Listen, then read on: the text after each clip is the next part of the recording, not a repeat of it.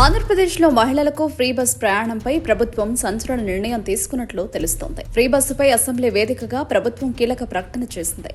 Free bus రాష్ట్రమంతా కాదన్న మంత్రి సంధ్యారాణి, ఉచిత బస్సు ప్రయాణం జిల్లాల వరకేనని మంత్రి సంధ్యారాణి స్పష్టం చేశారు.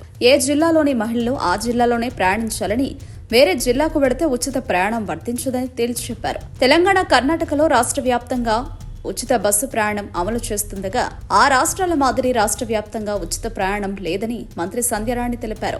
ఎన్నికల సమయంలో అనేక హామీలిచ్చి అధికారం చేపట్టే రాజకీయ పార్టీలు ఆ తర్వాత వాటిని అమలు చేయలేక చేతులెత్తేస్తున్నాయి. మరికొన్ని ప్రభుత్వాలిచ్చిన హామీలలో కొన్ని మాత్రమే అమలు చేస్తున్నాయి. ప్రస్తుతం దేశవ్యాప్తంగా మహిళలకు ఉచిత బస్సు ప్రయాణంపై చర్చ జరుగుతోంది.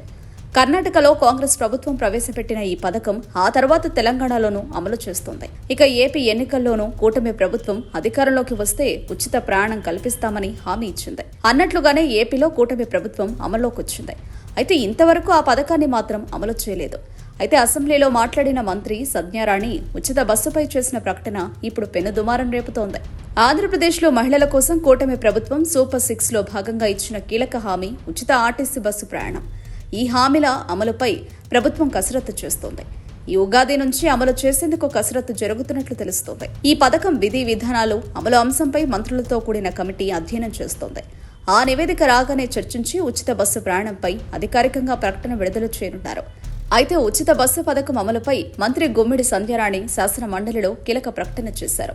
ఏ జిల్లా మహిళలకు ఆ జిల్లాలో మాత్రమే ఆర్టీసీ బస్సుల్లో ఉచిత ప్రయాణానికి అనుమతించాలని నిర్ణయించామని మంత్రి గుమ్మిడి సంధ్యారాణి మండలిలో ప్రకటన చేశారు. శాసన మండలిలో సూపర్ 6 పథకాల అమలును వైఎస్ఆర్సీపీ ఎమ్మెల్యే సూర్యనారాయణ రాజు ప్రస్తావించారు. ఈ అంశంపై స్పందించిన మంత్రి సంధ్యారాణి మహిళలకు ఇచ్చిన హామీ ప్రకారం ఉచిత బస్సు ప్రయాణం ఖచ్చితంగా ఉంటుందని తేల్చి చెప్పారు. కాకపోతే ఒక జిల్లా నుంచి మరో జిల్లాకు వెళ్లేందుకు మాత్రం అనుమతి ఉండదన్నారు. తాము ఎన్నికల సమయంలో కూడా మహిళలకు జిల్లాలో ఉచిత ప్రయాణమని హామీ ఇచ్చామన్నారు మంత్రి సంధ్యారాణి. ఈ అంశంపై స్పష్టత ఇస్తున్నామని ప్రకటించారు. మొత్తం మీద ఉచిత బస్సు ప్రయాణంపై మంత్రి క్లారిటీ ఇచ్చారు. కాకపోతే అమలు ఎప్పటి నుంచో మాత్రం ప్రకటించలేదు.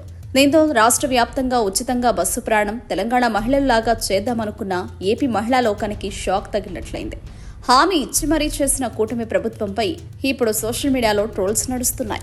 ఎమ్మెల్సీ గారి దగ్గరికి వెళ్ళి మాకు అన్నవరం వెళ్ళాలి, తిరుపతి వెళ్ళాలి, బస్సు లేదు అన్నారని. యాక్చువల్ గా అన్నవరం తిరుపతి బస్సులు ఇస్తామని చెప్పలేదు అధ్యక్ష.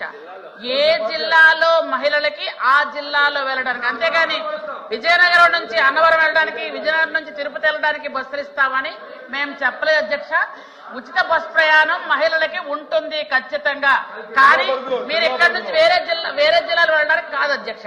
అది క్లారిటీ మీకు ఇస్తున్నాను అంతే. Thank you. ఈ ప్రకటన ఎన్నికల ముందు ఇచ్చారా, ఎన్నికలు అయ్యాక ఇచ్చారా? Subscribe to Social TV Telugu for more videos. Hit the bell icon for faster updates.